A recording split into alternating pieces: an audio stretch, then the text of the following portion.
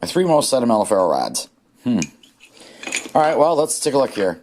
This is the set I'm currently working on. It has the glow-in-the-dark ends. It has burl wood handles. This striker is different than the ones I usually use. It's a little skinny one. I think this is 3/16. This ferro rod is a Nathan 4071 ferro rod, and it is the new size that he has, 3/4 inch.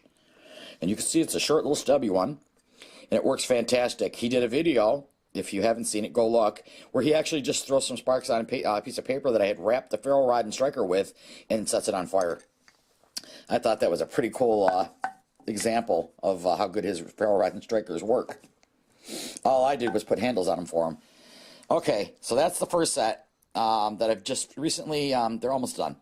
The second set, that's probably my favorite. I had a friend on YouTube give me some wood, exotic chunks of wood, and I was able to use enough of it to make two sets of ferro rods and strikers.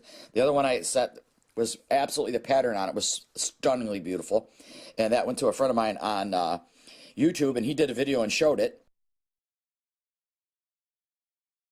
And then I had a piece left over for me, and as you can see, it was a small chunk of wood. It wasn't very big, and I managed to get two more handles out of it. And I think I want to say it's called Mexican rosewood. But it's just really exotic and beautiful wood. And I made that set for me. Again, I go with the short ones. This is, again, the old style high-speed strikers that everybody was using, the really fat ones, which work great, you know. But the skinnier ones, I prefer the skinnier ones now. I really like them. I even got some that are 1/4 by 1/4, which I like them as well. But so there's that set. Again, both of those, exotic wood, I think. Burl wood, and then this other one I think is called Mexican rosewood. And then my number one set, the huge 1" by 5" by Nathan 4071. It's this big, huge monster, whatever he calls it. And then again, another one of those huge high-speed steel strikers. And the wood is cherry wood that I got from camp. And what happened was I had made the handles for this. I won that in his contest several years ago. Put the handles on, it's cherry wood. And then I had asked a friend, I had an idea of what I wanted to carry it around in. And a friend of mine, Leslie Hunt, made me the most beautiful carrying attachment. Let me show you this. What it is, it's leather. She's really awesome. I kind of explained to her what I wanted. I said maybe I wanted to go into the woods and I didn't want to carry a backpack and all this other stuff. What if I just wanted to attach something with carabiner clips to like my jacket or whatever? And so she designed this, and I'll show you.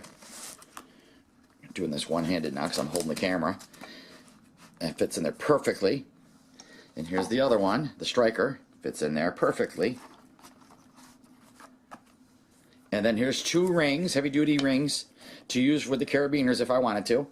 She outdid herself, though. She's got this stretchy, I don't know what you call it. It has a little release button right there. And this is a little ferro rod, another little ferro rod. And that's how you close this down. Just loop it around the little ferro rod. There's the other one. Loop it around the little ferro rod.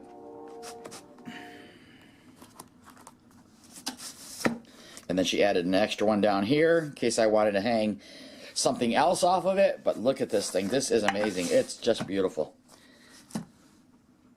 This is all leather.